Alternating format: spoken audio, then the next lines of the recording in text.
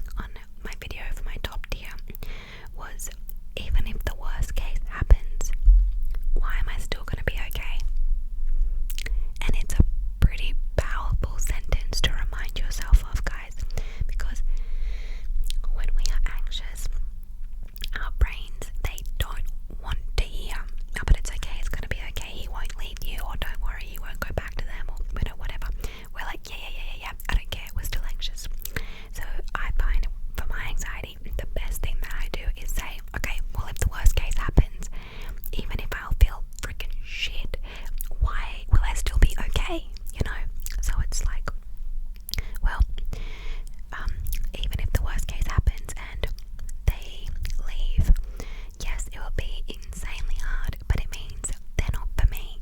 It means they don't see my worth. I don't want to settle down with somebody until I know that they see my worth. Yes, it will be insanely difficult to get through the immediate time, but it means that I am creating space for someone that I can authentically be myself with, and they will stay. So it's really, or yes, maybe we will have a disagreement about this, but it opens up the lines of communication, which means maybe we can have a super productive conversation. There are so many examples of that, but anyway, that's what I would do. If it's happening to you because you've had a really bad experience with an ex-boyfriend, there are a few more steps that you can do, like making sure that the things that trigger you are really known to your partner, so they can try and avoid those things.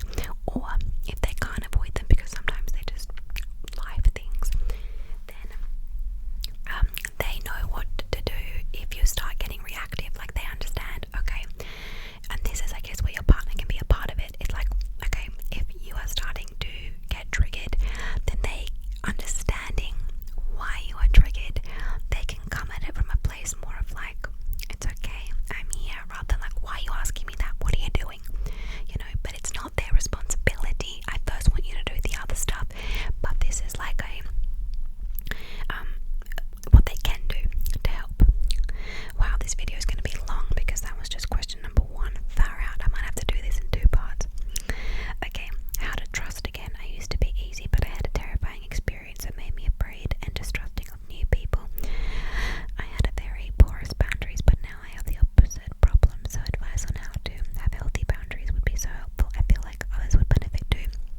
Love this question, and I guess luckily it kind of ties in that when you've had past experiences that are really horrible and trigger you now, the best thing that you can do is be aware of your triggers, and then whoever your current partner is, if you have one, or your close circle, so your friends, if they are as aware as possible of what these triggers are and what you look like when you are triggered, so how you act, how you talk, how you feel, then they are able to come at it from a softer approach rather than them feeling attacked. I also think it means that they can help you. So like I said earlier, the best thing you can do when you are feeling triggered is to regulate your nervous system, whatever the trigger is. So if they know that, they could be like, okay, they're triggered, put your shoes on, we're going for a walk, let's go. They know to kind of jump to how to help you, which is not actually talk about why you are triggered. I also think that with trust, it's like a jar of marbles, and if you lose trust, it's not like one big marble, it's like one little marble gets taken out for this, one little marble gets taken out for that, one little marble gets taken out for that, and then eventually you're like, oh my god, my jar is almost empty. We cannot then put back in just one big marble. So there's not just one solution to gaining trust back in a relationship, whether it be friendship or romantic relationship. So what I would love for you to do is have a think about, what does a marble constitute to you, because marbles look different to everybody, and then let your partner or friends or yourself know, really like pay attention to what they are, because then you can progressively fill up your jar of marbles. So it might be like I don't know, getting a text message when the person gets home from a night out, or it might look like I can't think of one that hasn't got to do with a romantic partner off the top of my head right now, but you need to have a think about, with how your trust was broken, what would it look like, what would marbles look like for you? Small things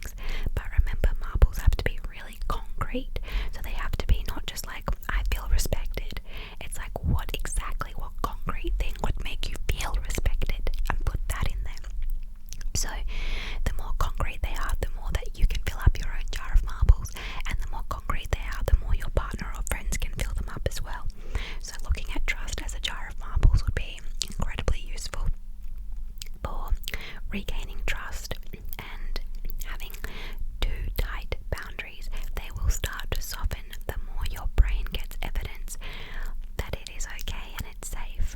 It's normal for it to tighten up when you've been through a bad experience. And I think that our brain just needs enough evidence that it's okay.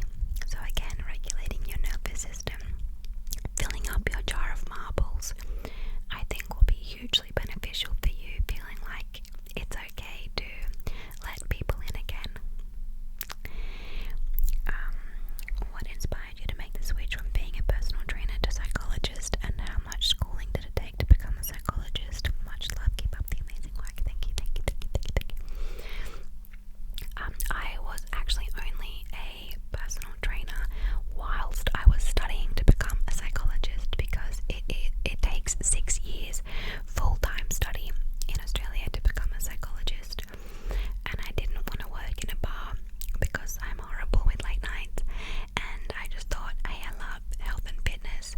So when I finished school, I just studied for 6 months to become a personal trainer and thought it was a great job to do whilst studying at university. So I was always using it just as a stepping stone, but I did love it. I did it for like 8 years. Constantly feeling defensive or like people's actions are unfair, feeling like they want to correct my actions but then turn around and do the same thing they corrected me for. It makes me feel intense anger and resentment. Okay, well, I feel like this is in a few parts, but if you are feeling constantly defensive, it is because you are taking everything personally, which is a very, very normal thing to do. And I think the most important thing to remember is that people 99% of the time would respond or react to you in the exact same way, whether it was you or 10 other people. You are the irrelevant part, if that makes sense. Like, a person responding to you is responding to you in that way because of their childhood, because of their previous experiences with friends, because of their past relationships. Like, they respond to you in different ways, not because of you, but because of their baggage. So even if somebody is responding to you in a really kind way, it's because of their background, you know. So it's important to remember that how someone is responding to you, you are actually the irrelevant part, which I know is confronting and confusing because you're like, yeah, but it's being directed at me and I can feel that. But I think the more that we say to ourselves, like, for example, if I get a summary of somebody's childhood and early romantic relationships, I would probably be able to tell you how I believe that they would respond in an argument, or they would respond in a tough time. So if that is the case, doesn't that show you that it's really irrelevant to the person that's triggering it or the person that they're responding to, and more so because of everything that's in their history and their mind? The more we remind ourselves of that, the more in those moments where we're like, we kind of go, wait, this has nothing to do with, well, this reaction has nothing to do with me, and me taking it personally is because of my background of feeling whatever core belief you are feeling. So I also recommend chatting to someone to kind of understand what your core beliefs are. I'm not good enough, you know, people always leave me, I'm not worthy, like, you know, whatever it is usually being triggered then as well. So letting that inner child have a moment of feeling loved and safe is another thing that you can do.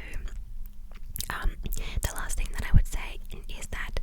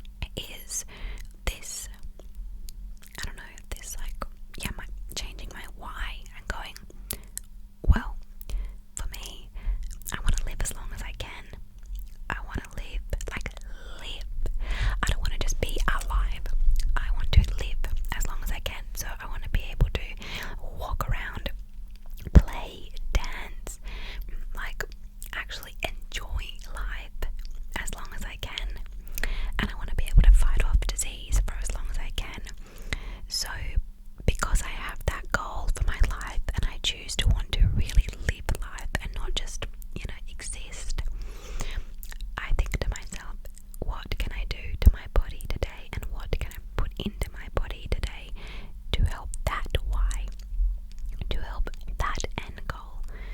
And I think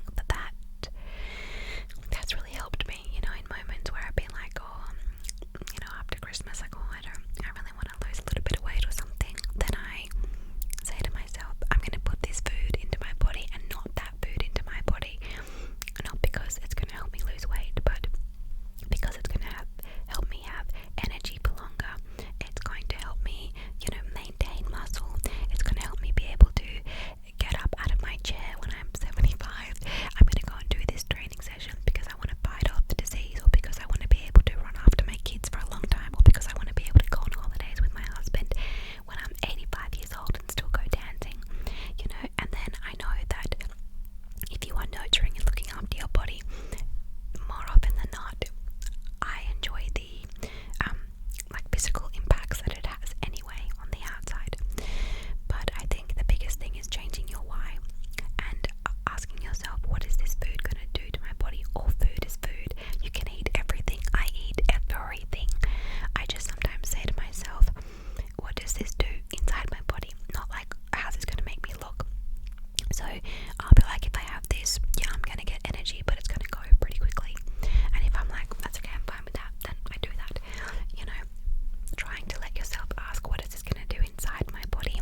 Rather than looking at it as good food, bad food. Food is food. Eat all of it. But just pay attention to how it makes your body feel and what it does to the inside. And change your why for exercise and fitness. I think that's the biggest thing. And then at the end of the day, it's also a little bit about accepting that we live in 2025 and we are surrounded by reminders of how our body should look. So it's okay for you to, in some ways, feel overwhelmed by that because it's in your face, you know what I mean? So be kind to yourself. Say to yourself, it makes sense that this is how I feel. You can also say, I do want to be healthy and look healthy. That's okay too. But just letting yourself say, just because this is what I'm presented with on social media, it doesn't mean that that is how I need to look. So I think that helps, and we aren't perfect. You're going to go through times where you're like, well, I better go for that run because of X, Y, and Z. But I think in those moments, just pick up on it later and be like, oh yeah, I didn't choose to exercise or eat what I did for reasons that match my deeper why. How can I push myself to be more motivated with things? Well, I think that if we rely on motivation, then more often than not, it won't last and things won't get done. Because there are plenty of times where we won't have motivation to do something because we have had bad sleep, or we've had a diet that doesn't sustain our energy, or we have had a fight with someone, or whatever. A million and one different reasons can determine your motivation. So if you rely on that, it's not going to really work. But instead, if you say that I am consistent and dedicated, so consistency means, obviously know what it means, but to me, I say this because I want you to more look at it as overarchingly, what can I sustain over, let's look at it like week by week. Have a look at what are you trying to be motivated for. If you're talking about exercise, if you're talking about work, whatever it is, write down what you think you actually can achieve week by week. And then I want you to be able to say to yourself that over that week, it doesn't have to look perfect every single day. Over that month, it doesn't have to look perfect every single day. You want to be able to just say, overarchingly, I am striving to this goal in work, or this goal in health and fitness, or this goal in my relationship. So that way, you're not, I think it's easier to kind of have that dedication because you're dedicated to a longer term goal and you aren't striving to meet something every single day. You are saying, I did a pretty good job. I made it like 70% of the time this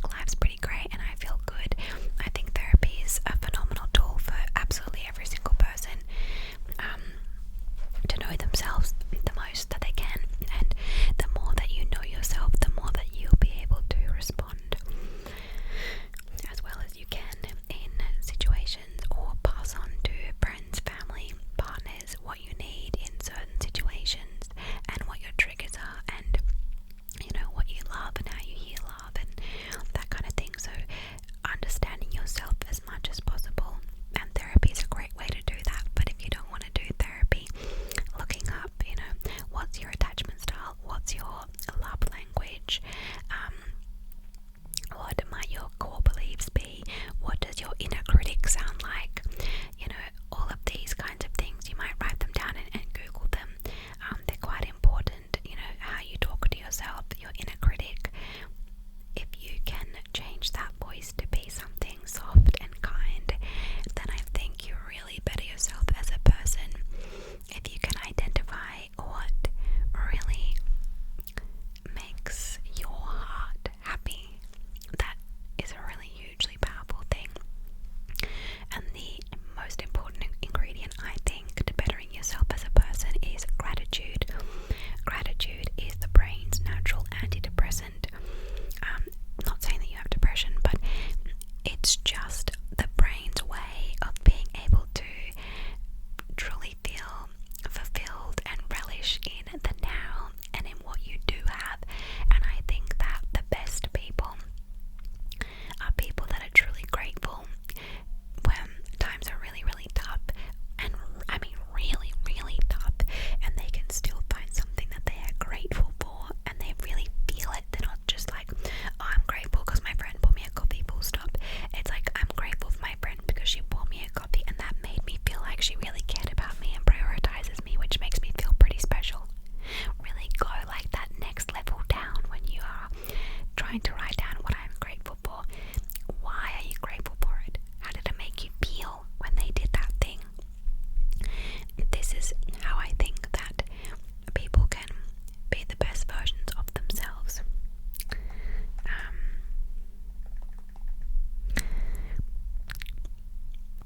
Hi Mama Meg, I was on your live and had many questions to ask, but coming down to one. How can I deal with guilt? I'm constantly feeling guilty for everything I do, feeling guilty for others for things that are in my control, and for myself and the decisions I've made, whether that have been from for so long ago. This never-ending struggle of feeling guilty is frustrating, and I don't know how to manage it. Oh my god, I just went away from the page when I tried to read more of the comment. Read more. Oh, sending love. Thank you.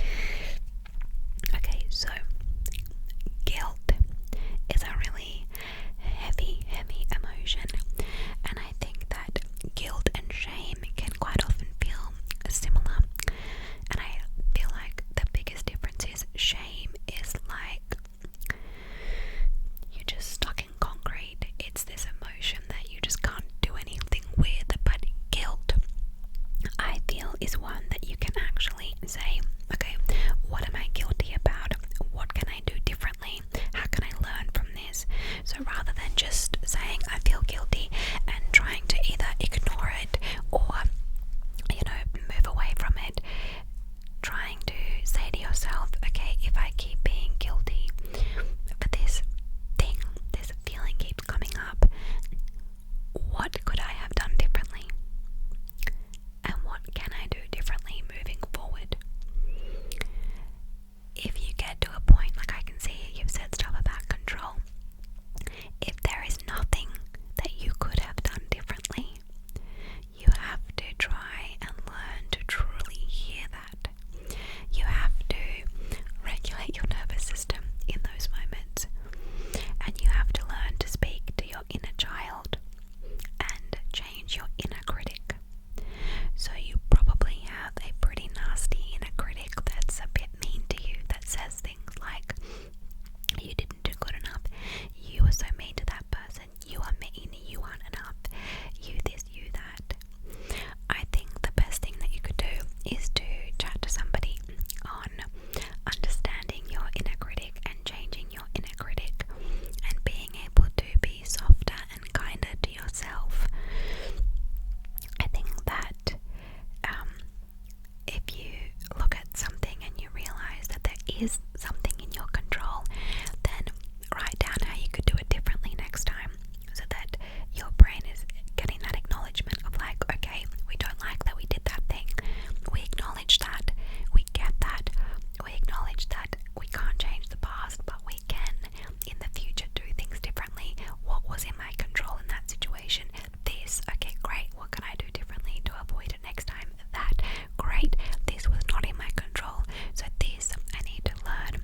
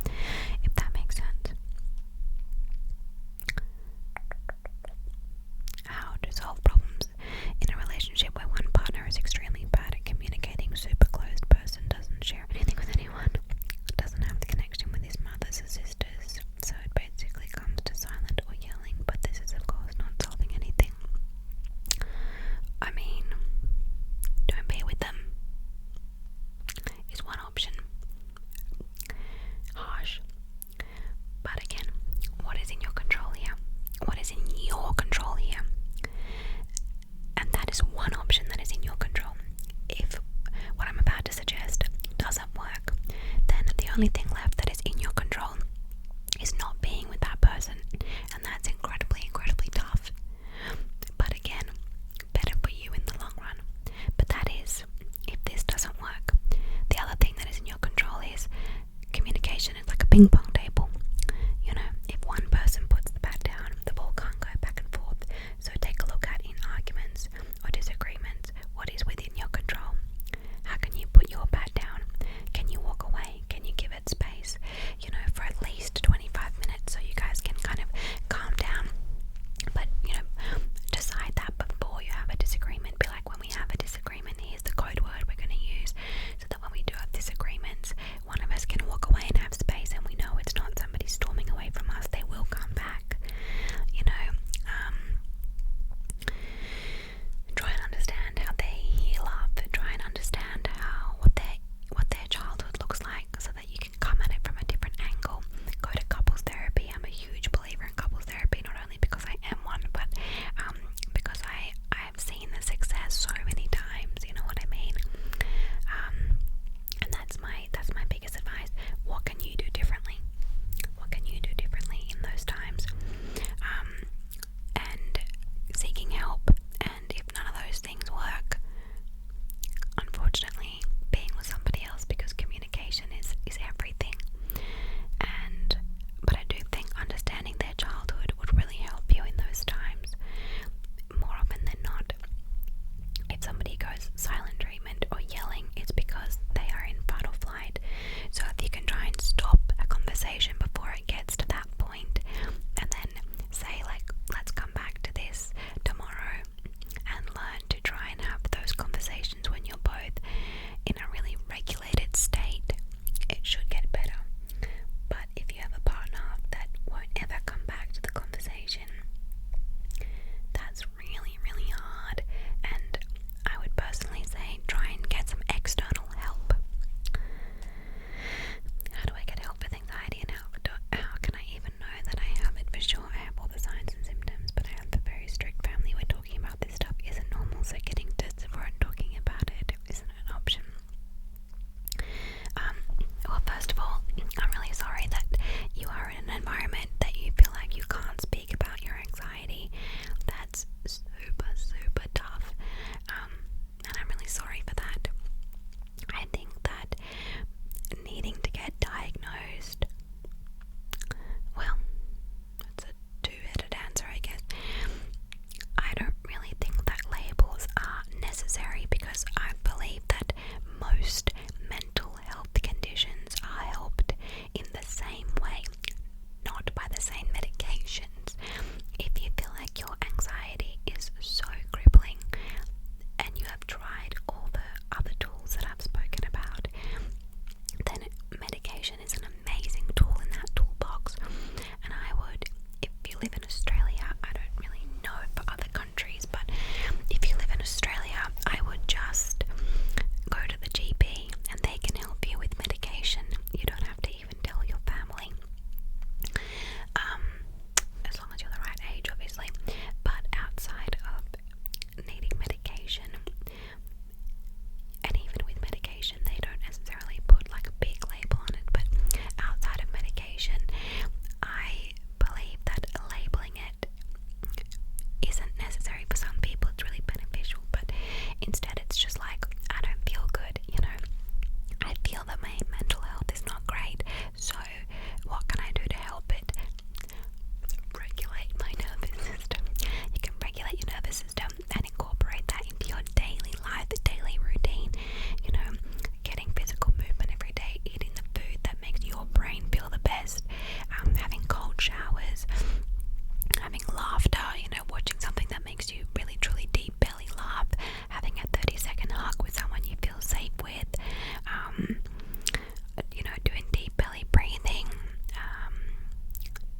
doing meditation, word vomit journaling in general, learning CBT with a therapist. Seeing a therapist is hugely powerful. There are plenty of options in Australia, but again, it's just Australia. I know that you can see counsellors and psychologists completely covered by Medicare, and again, your family don't even need to know about that. My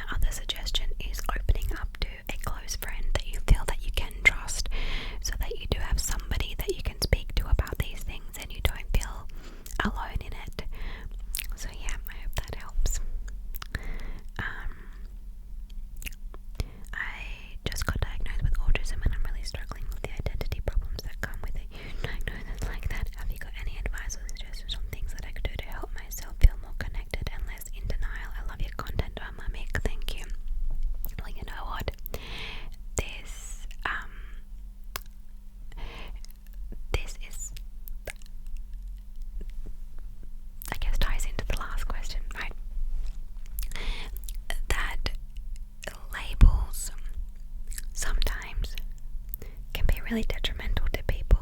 And it's the same thing, you know, like there are so many things you can do from the tools that I just said that help autism in the same way that it helps anxiety. It really depends, like all of these things come on a continuum, like on a spectrum obviously.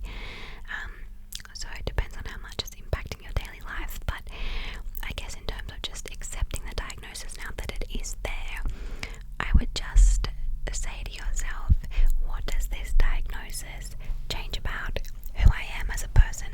Like who I was. Sorry guys, let me just get comfy. Let's assume who you were 5 minutes before you got that diagnosis as that person, like what you like doing, what you don't like doing, your friends, your like, you know, all of that. Did that change? Did that change after your diagnosis? And if not, maybe writing down a list of all the things that have not changed because of your diagnosis, so that you get that reminder of like, yes, I have that diagnosis, but here's what hasn't changed from it. The other thing I would suggest is what has changed, but for the better because of the diagnosis. So maybe writing down a list of things that are actually beneficial for you from having this diagnosis. You know, like for some people when they're at school or university, they get extra support which will help them get the grades they want. Like, but I don't know what your age group is, but I think it's important to write out what are the benefits, like write them down, try and force yourself to look for them. What are the benefits of getting this diagnosis? I get to understand myself better, I can explain myself to romantic partners better, I can explain myself to bosses better, I can retain jobs, you know. So what hasn't changed since my diagnosis, so you still feel like you're still you? And then, you know, what has changed but is beneficial from this diagnosis? I just turned 24 last month and I feel like I don't know anything about myself. I don't have any friends, cut them all off, and I have no idea how to make new ones. I don't have any particular interests or hobbies, and I can't seem to stick to anything that interests me. Well, advice to improve these areas is the advice that I've been giving, but I think that it's worth having a chat to a professional around why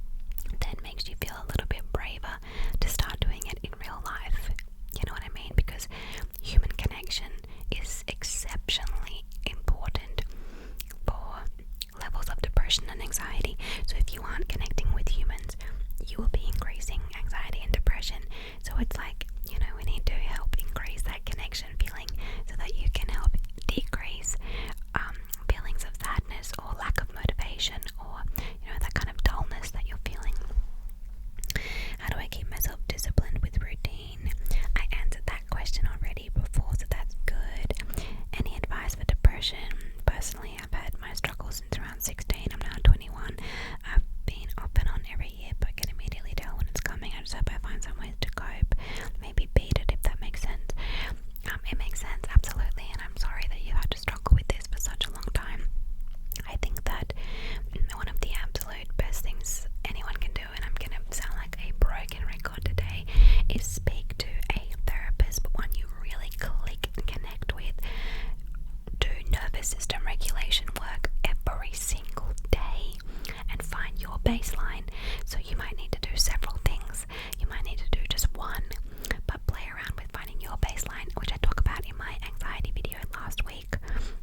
If you haven't trialed trialing medication, there's so many tools in our toolbox, and it's just one of them.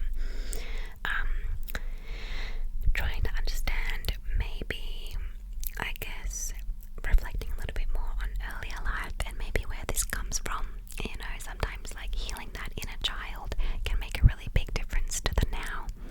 I hope that helps, and I'm really sorry that you dip in and out of it. I think realizing what your triggers are and realizing I can see it coming, the earlier back you can see it coming, the better, because you can be quicker to jump into like ramping up nervous system regulation. For example, when I feel that I've got flare-ups and anxiety coming, I will ramp up my nervous system regulation, and I will do meditation and deep belly breathing every day, which I don't do every day normally. It's not part of my daily routine, but if I can feel that it's coming on, I will do that. So you might just develop a bit of like a ebb and flow in what you do to look after yourself based on the ebb and flow of your depression cycle. Okay, wow, there are so many questions. I am going to do a part 2 because this is already almost 1 hour long.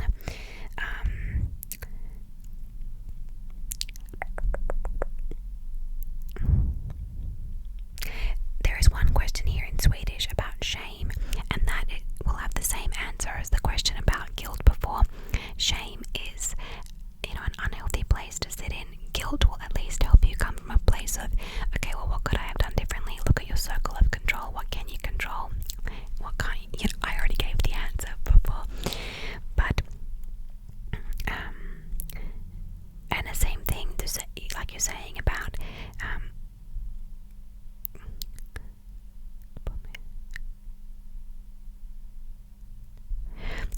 it's also to do with your inner critic, So I think the biggest thing for you would be to figure out what your inner critic is saying, and where it comes from, and helping heal that inner child of yours and change that inner critic with things like CBT, cognitive behavioral therapy, and all the things I gave. I'm not trying to like rush this along or say that your answer isn't relevant. Jag lovar dig att det är det. Jag vet bara att jag kommer säga samma sak som jag sa till människan typ 10 minuter sedan. Men vad jag ska göra är, jag kommer nu sluta den här och så kommer jag göra en part 2 nästa vecka eller veckan därpå. Ni kan bestämma. Okay guys, I'm going to stop now and you guys can tell me, do you want me to do the part 2 because there's still a lot more questions here. Would you like me to do part 2 of this next week, or would you like me to spread it out a little bit more? Let me know. I'm just going to answer. Let me just, where is that here?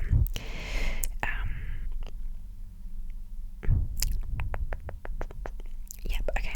I'm going to do a part 2 because that's too long to start right now. But I will happily, I'm just going to do a part 2 next week because I feel like these are really big questions. People have been so vulnerable, and to be able to ask them to me, and I would like them to be answered. So I am going to do a part 2. I'm going to record it on the weekend. So if your question was not answered, do not worry. I promise you it will be here in the next couple of days. Thank you again from